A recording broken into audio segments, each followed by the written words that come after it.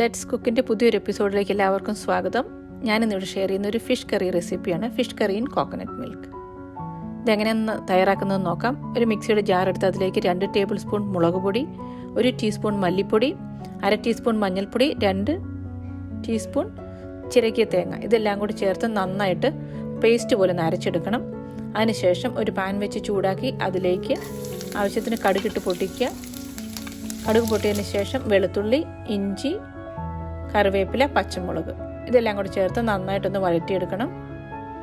ഇത് നന്നായിട്ട് വഴണ്ട് വന്നതിന് ശേഷം അതിലേക്ക് നേരത്തെ തയ്യാറാക്കി വെച്ചിരിക്കുന്ന അരച്ച മസാല ചേർക്കുക.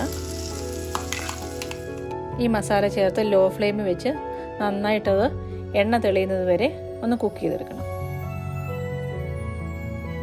ഇപ്പോൾ എണ്ണയൊക്കെ തെളിഞ്ഞ് വന്നിട്ടുണ്ട്. അതിലേക്ക് ആവശ്യത്തിന് കുടംപുളിയും കുക്ക് ചെയ്യാൻ ആവശ്യമുള്ള വെള്ളവും ചേർത്ത് ഒന്ന് തിളപ്പിച്ചെടുക്കണം. ആവശ്യമുള്ള ഉപ്പും ഈ സമയത്ത് ചേർത്ത് കൊടുക്കണം. ഈ തിളയ്ക്കുന്ന ഗ്രേവിയിലേക്ക് ഞാൻ എടുത്തിരിക്കുന്നത് 200 ഗ്രാം കിങ് ഫിഷാണ്. ഫിഷ് ചേർത്ത് കൊടുക്കുക. ഫിഷ് ചേർത്ത് കൊടുത്ത് നന്നായി മിക്സ് ചെയ്തതിന് ശേഷം ലോ ഫ്ലെയിമിൽ വെച്ച് ഒരു 15 മിനിറ്റ് ഇതൊന്ന് കുക്ക് ചെയ്തെടുക്കണം.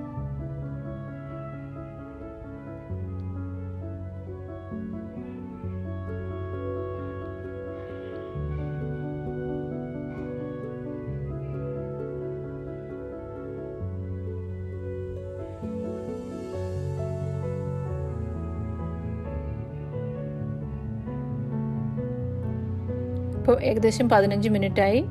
ഫിഷൊക്കെ നന്നായിട്ട് കുക്കായിട്ടുണ്ട്. ഗ്രേവിയൊക്കെ തിക്കായി. ഇനി പുളിയ, ഉപ്പ് ഇതൊക്കെ ആവശ്യത്തിന് ചേർത്ത് കൊടുക്കുക.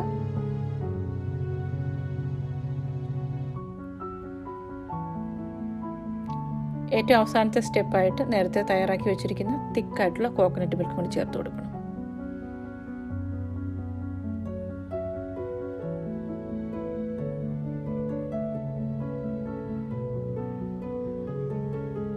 കോക്കനട്ട് മിൽക്ക് ചേർത്തതിന് ശേഷം ഗ്രേവി നന്നായിട്ടൊന്ന് ചൂടായാൽ മതി. ഇതുപോലെ കൈകൊണ്ട് തന്നെ ഒന്ന് ചുറ്റിച്ചെടുത്തതിന് ശേഷം ഫ്ലെയിം ഓഫ് ചെയ്യാം.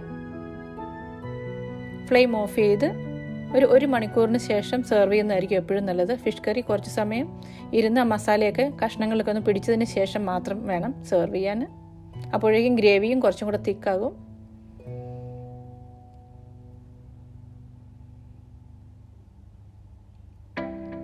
ഇപ്പോൾ 1 മണിക്കൂർ കഴിഞ്ഞു. ഗ്രേവിയൊക്കെ നല്ല തിക്കായി വന്നിട്ടുണ്ട്. എണ്ണയൊക്കെ തെളിഞ്ഞ് ഇനി അതൊരു സെർവിങ് ഡിഷിലേക്ക് മാറ്റാം. ചോറിനും ചപ്പാത്തിക്കും ഒക്കെ പറ്റിയ നല്ലൊരു കറിയാണിത്. അതുപോലെ തന്നെ കപ്പയ്ക്ക് പറ്റിയൊരു ഡിഷാണ്. ഞാൻ മുൻപ് ചെയ്ത പാൽക്കപ്പയ്ക്ക് പറ്റിയ ഒരു കോമ്പിനേഷനാണ് ഈ ഫിഷ് കറി. എല്ലാവരും ഒന്ന് ട്രൈ ചെയ്ത് നോക്കണം. ട്രൈ ചെയ്തതിന് ശേഷം ഇഷ്ടപ്പെട്ടെങ്കിൽ ലൈക്ക് ചെയ്യണം, കമൻറ്റ് ചെയ്യണം, ഷെയർ ചെയ്യണം. And thank you for watching.